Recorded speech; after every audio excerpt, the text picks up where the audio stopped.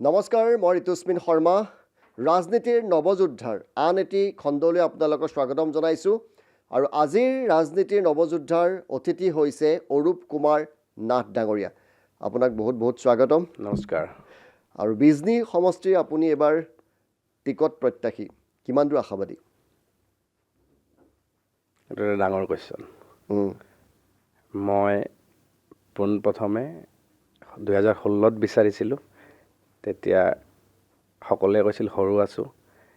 2021ত strongly বিচাৰিছিলোঁ, এইবাৰ আকৌ তাতকৈ বেছি উদ্যমেৰে বিচাৰিছোঁ।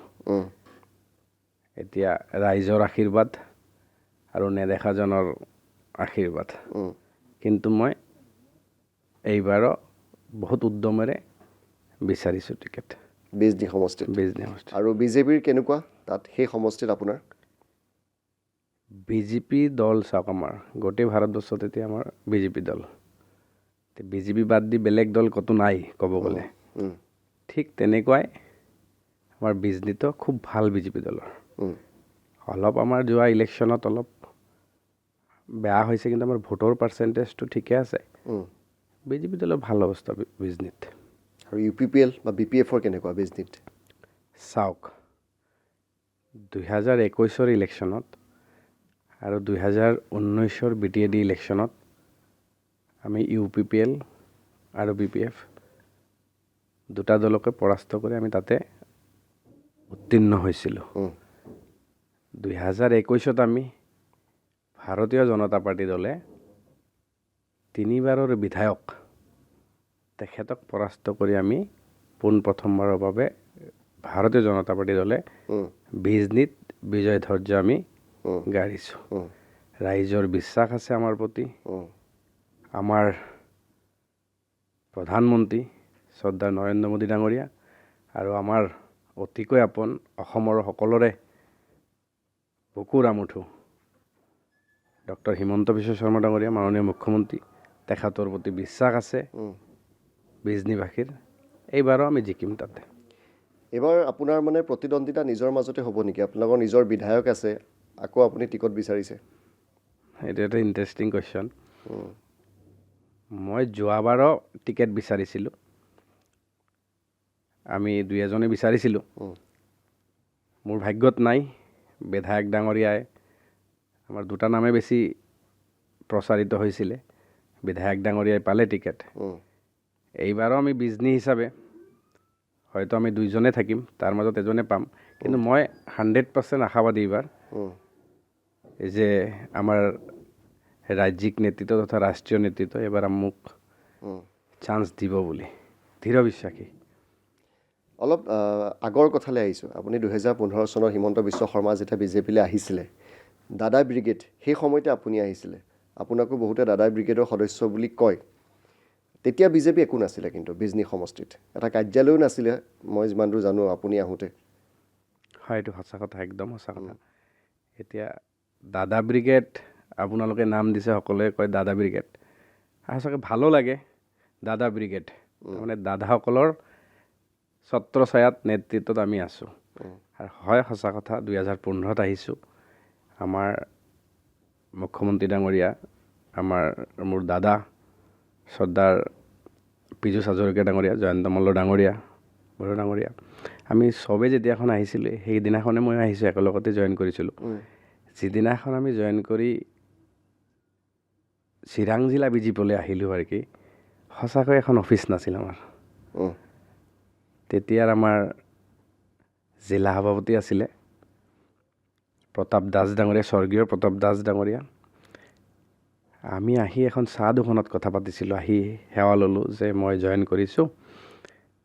আমাৰ ৰাজ্যিক সভাপতি সিদ্ধাৰ্থ ভট্টাচাৰ্য ডাঙৰীয়া আছিলে। সেৱা ল'লোঁ যে আমি জইন কৰিছোঁ, চাহ দোকানত বহি। 15 দিনৰ ভিতৰতে যে আমাৰ এটা বহা জেগা লাগে, মণ্ডল, তেতিয়াখন আমাৰ বিজনীত দুটা মণ্ডল আছিলে চিৰাং জিলাত। ইমিডিয়েট কি কৰিলোঁ, আমি এখন ৰুম ভাড়া ল'লোঁ।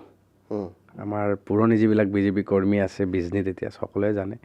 ৰুম ভাড়া লৈ, ৰুমটো দেখাত অলপ মানে সেমেকা টাইপ আছিলে। কি কৰিলোঁ, লগালগিকৈ আমি কালাৰ চালাৰ কৰি চেয়াৰ টেয়াৰ আনি আমি মোটামুটি 5 দিনৰ ভিতৰতে তাতে বহা কৰিলোঁ। আমাৰ চাওক এটা কথা, যিকোনো এটা যুদ্ধ হওক বা আমাৰ কাৰ্যালয় এখন লাগে না, হয়নে নহয়? তে আমি তেতিয়া এখন কাৰ্যালয়, সেইটো কাৰ্যালয়ৰ পৰাই আৰম্ভ কৰিলোঁ আৰু কি, আৰম্ভণি আৰু কি, সেই তেতিয়াৰ পৰা এতিয়ালৈকে। আৰু 10 বছৰত বহুত সলনি হৈ গ'ল বিজেপি তাত, সলনি হ'ল, এতিয়া শক্তিশালী। এতিয়া আমি প্ৰাউড ফিল কৰোঁ। আৰু এতিয়া আমি বিজেপি দলৰ কাৰ্যকৰ্তা হিচাপে আমি সকলোৱে যেতিয়া এখন চিনাকি দিওঁ, আমাৰ ভাল লাগে। এনেকুৱাও এটা দিন গৈছে আমাৰ চিৰাং জিলা বেচিকেলি, আমি কি কৰোঁ, আমি যে ল'ৰাবিলাক লৈ ফুৰোঁ নহয়, ভাত খাবলৈ পইচা নাথাকিছিল আমাৰ সেই সময়ত। কৰোণাৰ সময়ত যেতিয়াখন আমি ঘৰে ঘৰে গ'লোঁ, ফ্লাডৰ সময়ত আমি যেতিয়াখন ঘৰে ঘৰে গ'লোঁ, আমাৰ সকলোৰে গাড়ী নাথাকে, আমাৰ 2-3জনৰ গাড়ী আছিলে, 2-এজনৰ গাড়ী তেল চেল ভৰাই আমি এখন ৰুম ভাড়া লৈছিলোঁ তেতিয়াখন থাকিবলৈ। আমি চাউল, আমাৰ এই চাউল পায় নহয়, আমাৰ চৰকাৰী চাউল যে, তাৰ পৰা ধৰক 1 বস্তা উঠাই অনা হয় আৰু কি। আৰু ধৰক কোনোবাই ডেকা ল'ৰাবিলাক যিহেতু থাকে, যুৱ মৰ্চাৰ ল'ৰাসকল থাকে, আমি তেতিয়াখন কি কৰোঁ যে বজাৰ চজাৰ কৰি কোনোবাই আমাৰ মাজতে বনায়, আকৌ তেওঁলোকৰ কাৰোবাৰ দায়িত্ব দি দিলে ত্ৰিপুৰাত, তেওঁলোকে মোটামুটি এমাহমান ত্ৰিপুৰা থাকিলে। তো সেনেকুৱাকৈ আমি চলিছোঁ আৰু কি। আৰু ভালো লাগিছিলে সকলোলৈ, মানে এটা নতুন উদ্যম যে আমি বিজনী বা BTCত বিজেপি আহিম এদিন। ৰাইজৰ ওচৰত যেতিয়াখন গৈছোঁ, মেন টু মেন আমি যেতিয়াখন কানেক্ট কৰিছোঁ, আমি ৰাইজৰ ওচৰত সোমাইছোঁ কেনেকৈ জানেনে? এই যে কৰোণাৰ সময়ত যে পাব্লিকৰ সহায় কৰি বিজেপি হিচাপে গৈছোঁ, তাৰমানে আমি যে বিজেপি কাৰ্যকৰ্তা, সেনেকৈ গৈ ৰাইজৰ ওচৰত চিনাকি হৈছোঁ। সেই সময়বিলাকৰ পৰা আজিলৈকে এনেকুৱা এটা মানে। আজি গাঁৱৰ ল'ৰা আছিলে আপুনি, আজি এজন গাঁৱৰ ল'ৰা আপোনাক তুলি আনি আজি ৰাজনীতিৰ পথাৰত আপুনি ভালভাৱেই খোজ দিছে, সেই জাৰ্ণিটোৰ কথা ক'ব নেকি? কোনে আনিছিলে, কেনেকৈ আপুনি ৰাজনীতিলৈ আহিলে? মই ভাল বুলি নকওঁ, কথাটো কি হ'ল, মোৰ ঘৰ পাটকাটা পালেংবৰী বুলি কয়, বৰপেটা বঙাইগাঁও চিৰাং ডিষ্ট্ৰিক্টৰ বৰ্ডাৰ। মই কমাৰ্চত আছিলোঁ, M.Com কৰি আছিলোঁ ষ্টাৰ্টিং। তেতিয়া এখন যুৱ মৰ্চাৰ সভাপতি আছিলে আমাৰ পীযুষ হাজৰিকা ডাঙৰীয়া। এদিনাখন আমাৰ প্ৰাক্তন কংগ্ৰেছৰ দিনৰ কথা কৈছে, কংগ্ৰেছৰ দিনত প্ৰাক্তন মন্ত্ৰী, এসময়ত প্ৰভাৱশালী মন্ত্ৰী আছিলে স্বৰ্গীয় চন্দন চৰকাৰ ডাঙৰীয়া, তেখেতে এজন নেতৃত্বক মোৰ ঘৰলৈ পঠাল। আৰু তেতিয়া চিৰাঙত আমাৰ আছিলে ট্ৰেন্সপৰ্ট মিনিষ্টাৰ চন্দন ব্ৰহ্ম ডাঙৰীয়া, তেওঁৰ লগত জাষ্ট চাহ চিনাকি হৈছিল, মোৰ পৰিয়াল ঘৰুৱা সাপেক্ষে আৰু কি। চন্দন চৰকাৰ ডাঙৰীয়া মানুহ পঠালে যে এনেকুৱা এই ল'ৰাটোক মানে নেতৃত্ব দিব লাগে। মই বুজি নাপালোঁ, মই এদিনাখন বহি আছিলোঁ, যাৰ ঘৰত বহি আছিলোঁ তেওঁ পঞ্চায়তৰ প্ৰেছিডেণ্ট, 20 ইয়াৰ্ছৰ পঞ্চায়তৰ প্ৰেছিডেণ্ট, তেওঁৰ ল'ৰা আৰু মই খুব ক্ল'জ ফ্ৰেণ্ড আৰু কি। মোক ফোন কৰি আছিলে যে এনেকুৱা আপোনাক লগ কৰিব লাগে। মই বোলো ইমান ডাঙৰ মানুহ কোনোবাই আহি আছে মোৰ লগত, কি কথা? জিলা সভাপতি গৈছিলে আৰু এজন MCLA গৈছিলে, মই নাম নকওঁ, তেখেত গৈছিলে, যাই সুধিলে এনেকুৱা আপোনাক দায়িত্ব ল'ব লাগে, আপুনি চিৰাং জিলাৰ ইনচাৰ্জ যুৱ কংগ্ৰেছৰ সভাপতি আৰু কি। মই তেতিয়া ভাবিলোঁ কিয় এনেকুৱা, কি ক'ম, মোক 2 দিনমান সময় দিয়ক। পিছত তেওঁলোকে আকৌ খবৰ কৰিলে, এনেকৈ জইন কৰিলোঁ। জইন কৰাৰ পিছতে তেতিয়াখন চলি আছিলে আমাৰ পীযুষ হাজৰিকা ডাঙৰীয়াৰ নেতৃত্বত অল অসমজোৰা পদযাত্ৰা। সেই পদযাত্ৰাত আহিব আৰু 2-4 দিনতে বিজনীত আহিব, এইটোৰ নেতৃত্ব ল'ব লাগে আৰু কি। বিজনীত ধৰক মানে অলপ দেখা শুনাত মানে চূণ লগোৱা, জিন্দাবাদ লিখা, অফিচটোত গেডাৰিং কৰা, এনেকুৱাকৈ গাঁৱৰ ল'ৰা কেইটামান লৈ, মোটামুটি ধৰক 30-40 জনীয়া ল'ৰা লৈ এখন এল্ট্ৰ গাড়ী, এখন ইণ্ডিকা এনেকৈ লৈ আৰম্ভ কৰিলোঁ। সেই জাৰ্ণি গাঁৱৰ পৰা ওলালোঁ। সেই ওলোৱাৰ পৰাই আৰম্ভ হ'ল ৰাজনীতিক আৰম্ভণি। কিছুদিন পিছতে আকৌ সৰ্বভাৰতীয় পৰ্যায়ত যুৱ কংগ্ৰেছৰ ইলেকশ্যন আহিলে। তেতিয়াখন আৰু আমি ক'ত সাহস কৰোঁ, বিভিন্ন জেগাত চলি আছে, কোনোবা মন্ত্ৰীৰ পুতেক, কোনোবা MLAৰ পুতেক কণ্টেষ্টেড কেণ্ডিডেট, আৰু মই আকৌ সাধাৰণ খেতিয়কৰ ল'ৰা। তথাপি সাহস কৰিলোঁ এই 30জন গাঁৱৰ বাল্যকালৰ ল'ৰাবিলাক লৈ। কিন্তু এটা বস্তু, সেই জাৰ্ণিৰ পৰা এটা বস্তু লাইফত কামালোঁ, চিনাকি হ'লোঁ মানুহৰ লগত, বন্ধু কামালোঁ, শুভাকাংক্ষী কামালোঁ। সেনেকৈ ৰাজনীতিত আজি আহিলে। যথেষ্ট সামাজিক কামৰ লগত আপুনি জড়িত। আমি প্ৰায় আপোনাৰ ভিডিঅ'সমূহ পাই থাকোঁ, মঠ মন্দিৰ বনাই দিয়ে আপুনি, কাৰোবাৰ ঘৰ নাই ঘৰ এখন বনাই দিয়ে, এই বিষয়ে আপুনি ক'ব নেকি? সেই বিষয়ে কি ক'ম একচুৱেলি সেইটোৰ পৰা এটা নাজানো ক'ৰ পৰা এটা পজিটিভ এনাৰ্জি এটা পাওঁ উম, মোৰ এটা লাইফত নিজস্ব এটা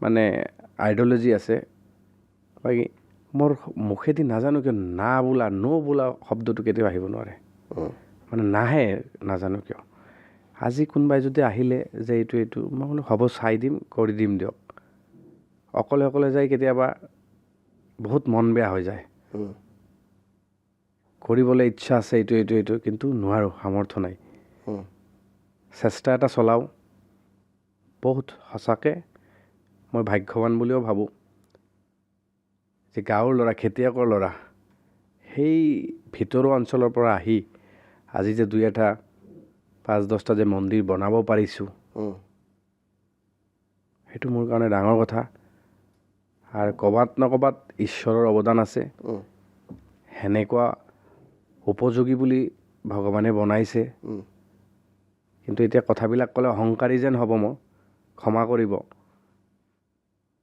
যদি এনেকুৱা ভগৱানে যদি বিচাৰে সদায় এনেকুৱাকৈ কাম কৰি যাম মঠ মন্দিৰৰ কাৰণে নিজৰ টকা পইচা খৰচ কৰি কৰে নিজৰ ধনেৰে নিজৰ কৰে টকা পইচা কৰোঁ এতিয়া কথা ক'বলৈ গ'লে আপুনি টকা ক'ত পায় উম, সকলোৰে এটা টকা ইনকাম কৰাৰ উৎস থাকে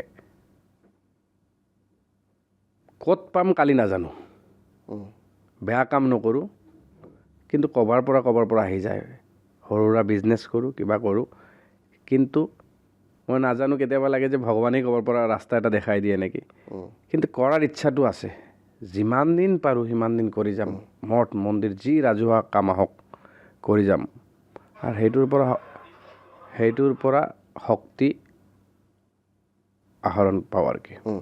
বহুত ৰোগীক আপুনি বাহিৰলৈ পঠিয়ায় বহুত ৰোগীক আপুনি ব্লাড লাগিলেও আপোনাক ফোন কৰে বুলি কয় সেইবিলাকো আপুনি কেনেকৈ মেনেজ কৰি কিমান ৰোগীক এতিয়ালৈকে আপুনি ট্ৰিটমেণ্ট কৰিছে আপোনাৰ টকাৰে এইটো এটা আপুনি বহুত ডাঙৰ কুৱেশ্যন কৰিলে কাৰণ আপোনালোকে নাজানে চাগে এইটো মই কৰা বুলি ক'লে ভুল হ'ব উম, মই কৰোঁ তাৰপিছত মই কৰা বুলি ক'লে ভুল হ'ব উম, মোৰ এটা টীম আছে বৃহৎ উম, অৰূপনাথ টীম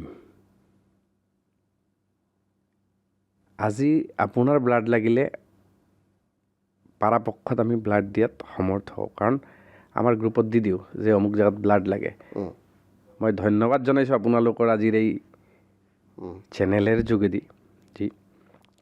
যে এনেকুৱা ভাইটিসকল বা এনেকুৱা বন্ধুসকল পাইছোঁ যিসকলে সহায় কৰি আহিছে মোক আজি কোনোবা এজনে ফোন কৰিলে গুৱাহাটীৰ পৰা মৰিগাঁৱৰ পৰা বঙাইগাঁৱৰ পৰা উম, যে ব্লাড লাগে মই তেতিয়াখন জানো মোক আধা ঘণ্টা এঘণ্টা সময় দিয়ক মই জনাই আছোঁ উম, আমাৰ গ্ৰুপত ল'ৰাবিলাকক যেতিয়াই গৈছোঁ যদি নগাঁৱৰ ল'ৰাও আছে আমাৰ লগত যদি কৈছোঁ অমুক জাত ব্লাড লাগে আহি ব্লাডটো আহি দি দিয়ে উম, পৰাপক্ষত আমি দিওঁ সেইকাৰণে আমি ভাগ্যৱান বুলিও ভাবোঁ যে আমি ব্লাডৰ যোগেদি ৰক্তদান যোগেদি আমি আমাৰ টীমটো অৰূপ নহয় দেই উম, অৰূপনাথ টীম উম, নাম্বাৰ 1 নাম্বাৰ 2 বেমাৰীৰ ক্ষেত্ৰত নিজাববীয়াকেও সহায় কৰোঁ চেষ্টা কৰিছোঁ সহায় কৰিব যাক যেনেকুৱাকৈ হয় কেতিয়াবা দুখ লাগে আজি 1.5 বছৰমান আগতে এগৰাকী ভণ্টীয়ে মই নিজেও হায়দৰাবাদ গৈছিলোঁ জাষ্ট চেকআপ কৰিবলৈ ভণ্টী আৰু ভাইটি এজনক লগ পাওঁ মোক মাতিলে দূৰৰ পৰা আপুনি অৰূপ দা হয়নে মই কৈছোঁ হয় আমি 20 দিন আপোনাক চাই থাকোঁ কি হৈছে তহঁতৰ ক'ত আছ তহঁতে হোটেলত এনেকুৱা কয় আমাৰ লিভাৰৰ এনেকুৱা হৈছে আমাৰে অসমৰ ডক্টৰ মিথুন শৰ্মা ডাঙৰীয়াৰ ওচৰত গৈছিলে কি হৈছে তহঁতৰ এনেকুৱা পৰ্যায়ক্ৰমে 2-3 দিন আলোচনা কৰোঁ তেওঁলোকে যিদিনাখন আহিব মই বোলো মোক 20 দিন গ'লে তহঁতে দেখা দিবি কিছুদিন পিছতে ভাইটিজনৰ লিভাৰৰ অপাৰেশ্যন লিভাৰটো ডনেট কৰিলে আধা তাৰ এই ভণ্টি যে তাৰ মিছেছ তেখেতে ডনেট কৰিলে মই গ'লোঁ তেওঁলোকৰ ঘৰত মই ব্যক্তিগতভাৱে যিখিনি পাৰিলোঁ সহায় কৰিলোঁ মই সেইখন অৱস্থাতে যাক ফোন কৰিছোঁ কোনোবা ধৰক আমাৰ পলিটিকেল লিডাৰ হওক, এডমিনিষ্ট্ৰেশ্যনৰ মানুহ হওক, তেওঁলোকে সহায় কৰিছে। দুখৰ বিষয়, সেই ল'ৰাজন ঢুকাই থাকিলে, ভাইটিজন। তেওঁ আমাৰ লগত নাই এতিয়া। তাৰপিছত কিছুদিন পিছত, যোৱা 6 মাহমান আগতে ভণ্টি এজনৰ ঠিক এনেকুৱাকৈ খবৰ পাওঁ। আমি গ'লোঁ। তাতে ইণ্টাৰেষ্টিং কথা, আপোনালোকৰ সাংবাদিক, আমাৰ সংবাদ জগতৰ বন্ধু ভাইটিসকলৰো বহুত সহায় থাকে। তেওঁলোকে খবৰ দিয়ে, তেওঁলোকেও অৰিহণা যোগায়। আমাৰ টীমটো যায়।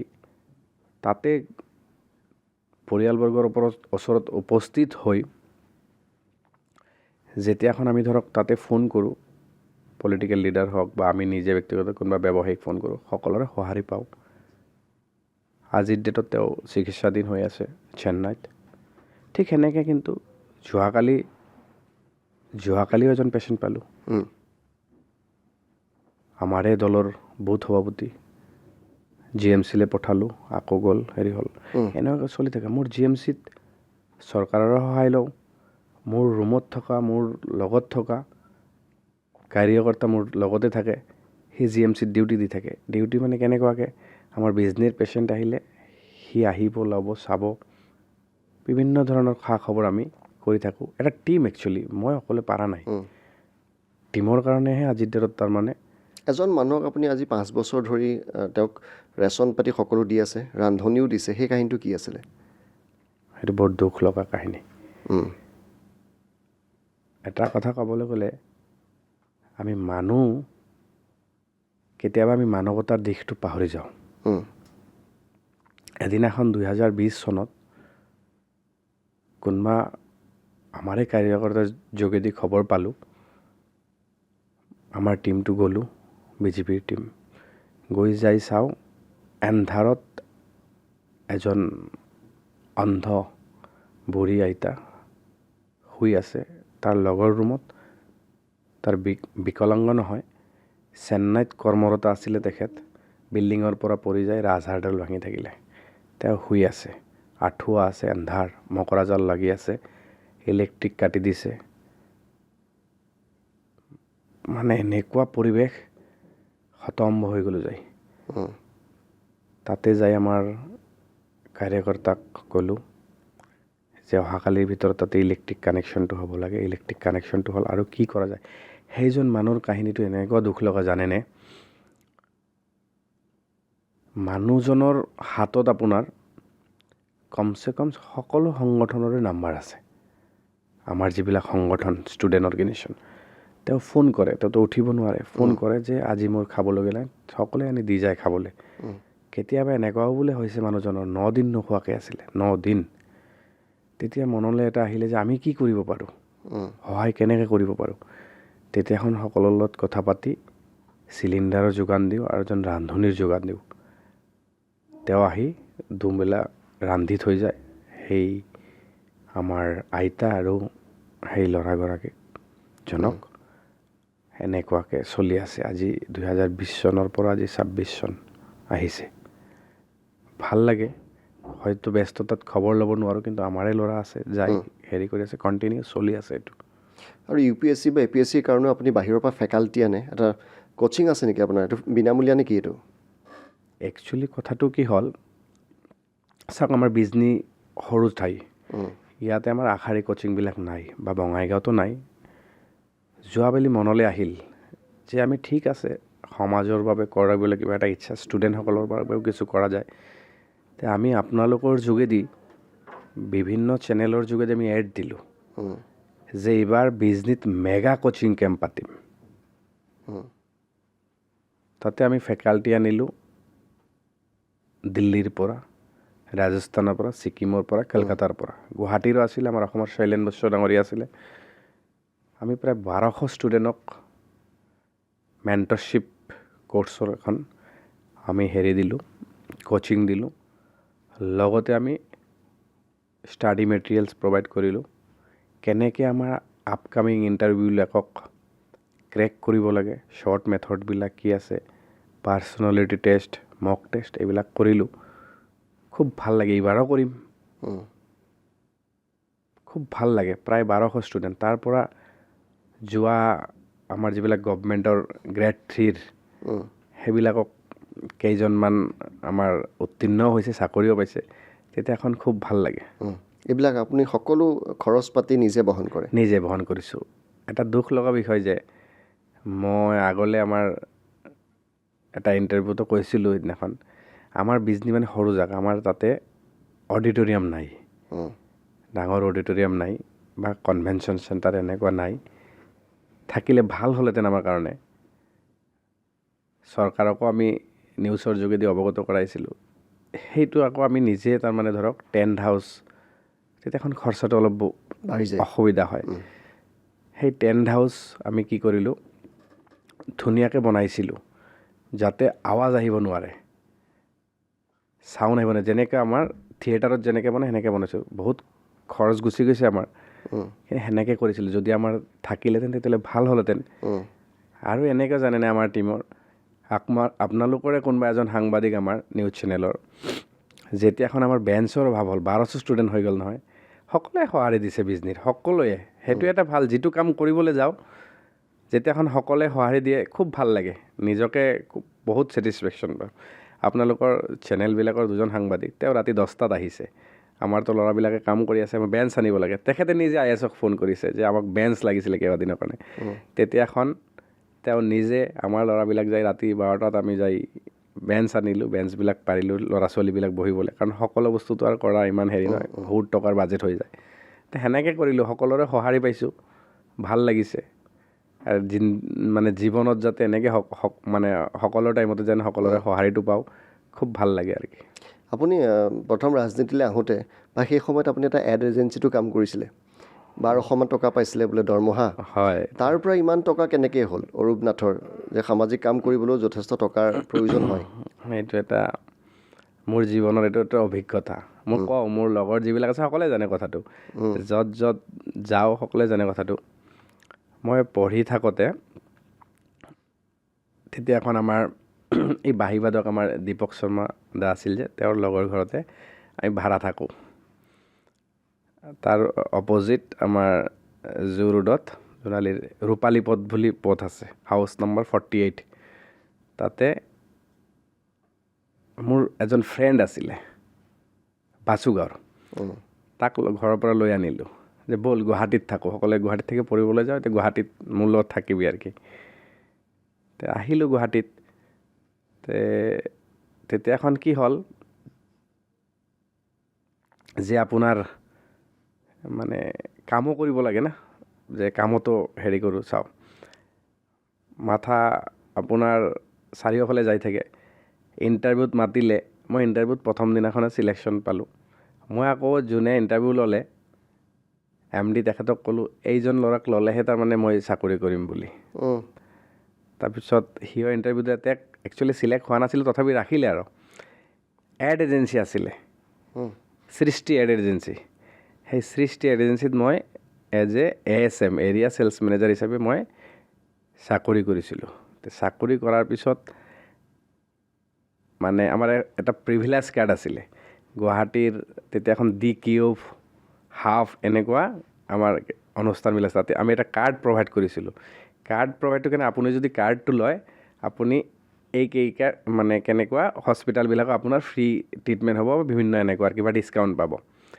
কাৰ্ড আমি কৰিবলৈ যাওঁ বা এড হৰ্ডিং আছে এনেকুৱা এইবিলাক চলে আৰু। গোটেই মাহৰ পিছত মোৰ চেলাৰী আছিলে 4800 আছিলে। কাটি কুটি আজি দৰমহা নহয়, কালি দৰমহা, এনেকুৱা কৰি মোটামুটি 35 দিন পিছত দৰমহা পালোঁ 1200 টকা পালোঁ, এখন চেক পালোঁ 1200 টকাৰ। আজিও সেই দিনটো মনত পৰে, খুব ভাল লাগে আৰু কি। সেই 1200 টকাৰ পৰা আৰম্ভণি জীৱ। এই ৰাজনীতি কৰিবলৈ আচলতে টকা লাগে, অপ্ৰিয় হ'লেও কথাষাৰ সত্য। কিন্তু ৰাজনীতি কৰিবলৈ টকা লাগে, এইটো সঁচা কথা। ইচ্ছা লাগে, টকা লাগে, আৰু কষ্ট লাগে বহুত। আপুনি কষ্ট হাৰ্ড ৱৰ্কিং কৰিব লাগিব। টকা লাগে কিয় কৈছোঁ, কথাটো বেলেগ, মিনিংটো আপোনাৰ বেলেগ হ'ব নালাগে। কি হয়, আজিকালিৰ যুগটো অলপ বেলেগ হৈ গৈছে। আপুনি য'তে যায়, আপুনি যেনেকুৱা কাম কৰিবলৈ যায়, ক'ৰবাত আপুনি ধৰ্মীয় অনুষ্ঠান হওক, যিকোনো কাৰোবাৰ ঘৰত গ'লে আপুনি গাড়ীখনত তেল ভৰাব লাগিব, 4জনক লৈ গ'লে আপুনি ক'ৰবাত চাহ খাব লাগিব, আপুনি যদি এখন কিবা এটা অনুষ্ঠানত ডনেশ্যন দিব টকা লাগিব, কিবা এটা বনাই দিব গ'লে টকা লাগিব, ৰাজনীতি কৰিলে টকা লাগে। কিন্তু তাৰ লগত সদ ইচ্ছাও লাগিব, মানুহে আপোনাক একচেপ্ট কৰিব লাগিব, মানুহে আপোনাক ভাল পাব লাগিব। আৰু এইটো এটা কথা, টকা থাকিলে যে আপোনাক ভাল পায় এইটো নহয়, কিন্তু আন্তৰিকতাটো লাগিব। বিজনীৰ পৰা বহুত সহায় আৰু মানুহৰ আত্মীয়তাটো পাইছোঁ, এইটো খুব মানে নিজকে ধন্য বুলি ভাবোঁ যে বিজনীৰ মানুহে যে ইমান মৰম কৰে, খুব ভাল। আজি এটা কথা আপুনি সুধিলে কাৰণে এতিয়া মুখত আহি আছে, নকওঁ লাগিলেও বেয়া লাগিব। এইটো কথা আকৌ মিছা যে ৰাজনীতি কৰিবলৈ টকা লাগে, টকা লাগে আকৌ নালাগেও। সিদিনাখন আমাৰ বিজনীৰ ছিনিয়ৰ চিটিজেনৰ মঞ্চ আছে, সেই মঞ্চত আমাৰ ৰিটায়াৰ্ড যিবিলাক আমাৰ বয়োজ্যেষ্ঠ নাগৰিকসকল আছে তেওঁলোকে মাতিলে। আমাৰ বিজনীত কি কৰিলে, এখন জুবিন গাৰ্গৰ নামত, আমাৰ জুবিনদাৰ নামত সংগীত বিদ্যালয় আৰু চিত্ৰাংকন বিদ্যালয় খুলিছে। মোক মাতিলে গেষ্ট হিচাপে, মোক মাল্যাৰ্পণ কৰিবলৈ দিলে, মই কৰিলোঁ। যেতিয়া সেই সভাপতিয়ে ভাষণ দিলে, ৰিটায়াৰ্ড পাৰ্চন এজন, প্ৰায় 500 মানৰ ওচৰত, যে মোক ক'লে এনেকৈ, অৰূপ নাথ আমাৰ বিজনীৰ ভৱিষ্যত, বিজনীৰ আশা আকাংক্ষা, মনটো বহুত চুই গ'ল। সেইকাৰণে ক'লোঁ যে মই কেতিয়াবা টকা লাগে, কেতিয়াবা টকা, তেওঁলোকেতো মোৰ পৰা টকা বিচৰা নাই। সেই কথাষাৰে এনেকুৱাকৈ কৰিলে যেন অধিক উৎসাহ, অধিক উদ্দীপনা দিলে, আকৌ কাম কৰিবলৈ ইমান যে দৌৰি থাকিব যে এনাৰ্জিটো পাওঁ, সেই এনাৰ্জিটো এনেকুৱা উৎসৰ পৰা পাওঁ। বাঁহৰ দলং পৰ্যন্ত আপুনি বনাই দিয়ে বুলি মোক কোনোবাই কৈছিলে, আদিবাসী এলেকাত আপুনি বাঁহৰ দলঙো বনাই দিয়ে। সেইটো বহু বছৰ আগৰ কথা, 2021 চনৰ ইলেকশ্যনৰ আগত বনাই দিছিলোঁ। এই বুলিও এটা বনাইছোঁ। তাৰমানে কি হয়, যেতিয়া এখন আপোনাৰ বিভিন্ন অঞ্চলত যাওঁ, এনেকুৱা হয় যে কিবা কাৰণত ধৰক আমাৰ ৰৈ যায়, 100% আৰু কাম নহয়, ক'ৰবাত ৰৈ গৈছে, সেইবিলাক অঞ্চলত যাওঁ। কাৰণ য'ত আমাৰ চৰকাৰে কৰিছে তাতেতো ভালেই, চৰকাৰে 100% কৰিলেও ক'ৰবাত মানে ডেভেলপমেণ্ট আমাৰ যথেষ্ট হৈছে। BTCত যথেষ্ট ডেভেলপমেণ্ট হৈছে, আৰু আমাৰ মাননীয় মুখ্যমন্ত্ৰী ডাঙৰীয়া অহাৰ পিছতো আৰু বহুত হৈছে, প্ৰায় ৰাস্তা বাকীয়ে নাই, এনেকুৱা ৰাস্তা। কিন্তু ক'ৰবাত 2021 আগত আমি গৈছিলোঁ, বা এতিয়াও যাওঁ, ক'ৰবাত অলপ ৰৈ গৈছে। তেতিয়াখন কিয় ৰাইজৰ মানুহে ধৰে যে আমাৰ ল'ৰা ছোৱালীবিলাক যদি ঘূৰি যাব লাগে, বহুত দূৰ দি ঘূৰি যাব লাগে, সময় নহয় স্কুলত, তেতিয়াখন কি কৰা যায়, বাঁহৰ দলং বনাই দিওঁ, কিবা কিবিকৈ আমাৰ ল'ৰাবিলাকক লগত লৈ, ৰাইজ লৈ এনেকৈ বনাই দিওঁ, মাটি তাটি কাটি কেনে বনাই দিওঁ, সেনেকৈ ভাল লাগে। আৰু ৰাজনীতিৰ প্ৰসংগলৈ আহিছোঁ দেই। মুখ্যমন্ত্ৰীগৰাকীৰ আশীৰ্বাদ আছে বুলি বহুতে কয়। 2021 চনত এটা ভিডিঅ' মাজে মাজে ভাইৰেল হৈ থাকে যে মঞ্চত টিকট প্ৰত্যাশী সেই বিধায়কগৰাকীও আছিলে, কিন্তু মুখ্যমন্ত্ৰীগৰাকীয়ে ভোট দিবলৈ অৰূপ নাথ বুলি কৈছিলে, অৰূপ নাথক ভোট দিয়ক। সেই কাহিনীটো কি আছিলে? সেইটো কেনেকৈ পালে আপোনালোকে? কথাটো হ'ল, সেইটো এটা ইণ্টাৰেষ্টিং মুমেণ্ট আছিলে। হয়তো মাননীয় মুখ্যমন্ত্ৰী ডাঙৰীয়াৰ মৰম, যথেষ্ট মৰম কৰে।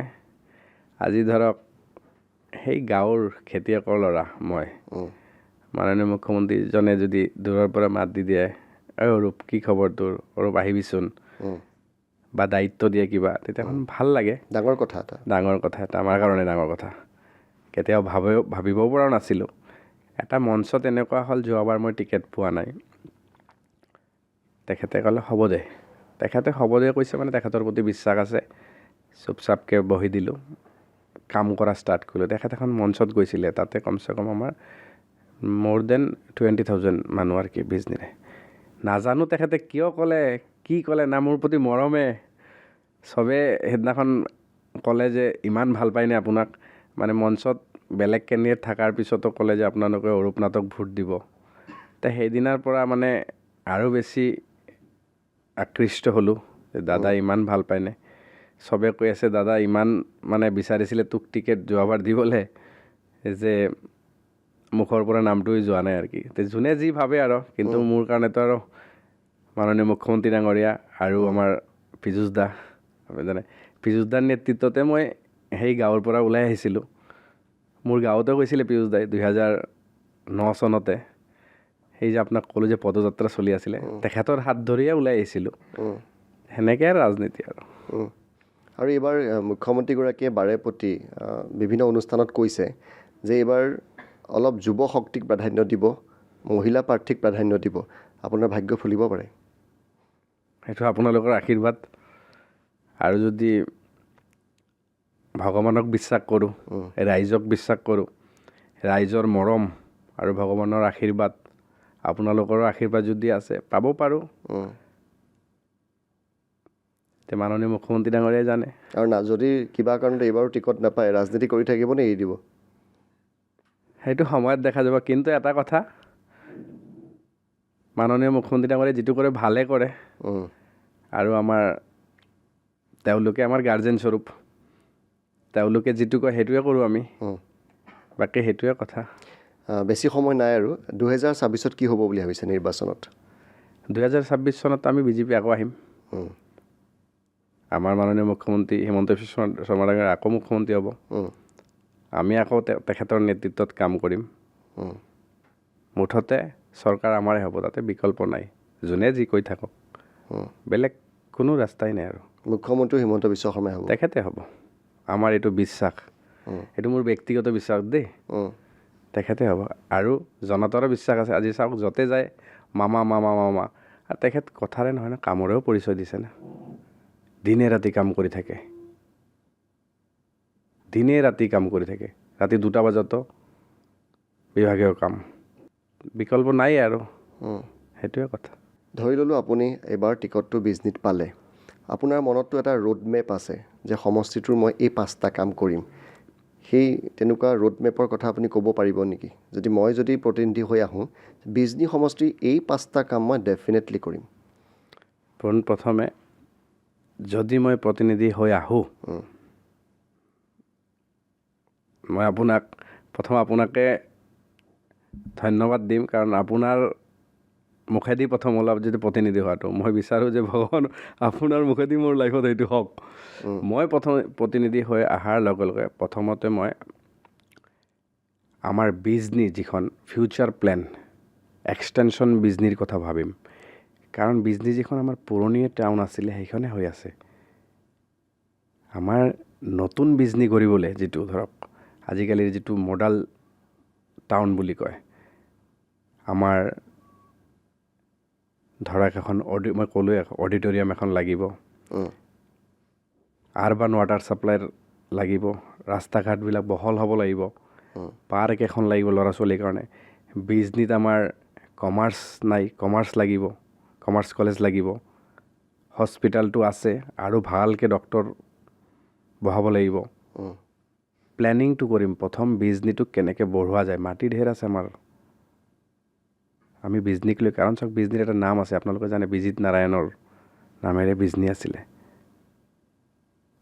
আকৌ বিজনীত আমাৰ লক্ষীমেলাও জানে আপোনালোকে ডাঙৰকৈ হেৰি হয় তে বিজনীৰ নামটো জুবিন দাই বাৰ কৈ গৈছে বিজনীত তেখেতে আছিলে আপোনালোকে বিজনীৰ নাম শুনিয়ে থাকে সেইকাৰণে বিজনীৰ নামটো নতুনকৈ গঢ় দিয়াৰ ক্ষেত্ৰত প্ৰচেষ্টা কৰিম স্বাস্থ্যৰ ক্ষেত্ৰতে হওক শিক্ষাৰ ক্ষেত্ৰত আগভাগ ল'ব লাগিব ৰাস্তা ঘাট বনাইছে এতিয়া বিধায়ক ডাঙৰীয়া নবনোৱা নহয় বনাইছে নতুন আমাৰ টেকনিক হিচাপে ধৰক নতুন প্লেনিং হিচাপে সেইকেইটা কাম কৰিব লাগিব আৰু এটা কথা আমাৰ যিটো মোৰ ব্যক্তিগত মানে দিশৰ পৰা যিটো দেখিলোঁ ল'ৰা ছোৱালীৰ বহুত ইচ্ছা আছে কোচিং কৰাৰ বা বিভিন্ন ভালকৈ পঢ়াৰ শিক্ষাৰ ক্ষেত্ৰত কিন্তু বহুত গুৰুত্ব ল'বলগীয়া আছে বিজনীত আমাৰ সেইটো কৰিম সেইবিলাকে আৰু বেছি সময় নলওঁ শুভেচ্ছাও জনালোঁ আপোনাক আশা কৰিছোঁ ইয়াৰ পিছৰ পৰা MLA হৈ আপোনাক লগ পাওঁ নমস্কাৰ আৰু সেই আশাৰে আমাৰ ৰাজনীতিৰ নৱযোদ্ধাৰ পৰা মই ঋতুস্মিন শৰ্মাই বিদায় লৈছোঁ নমস্কাৰ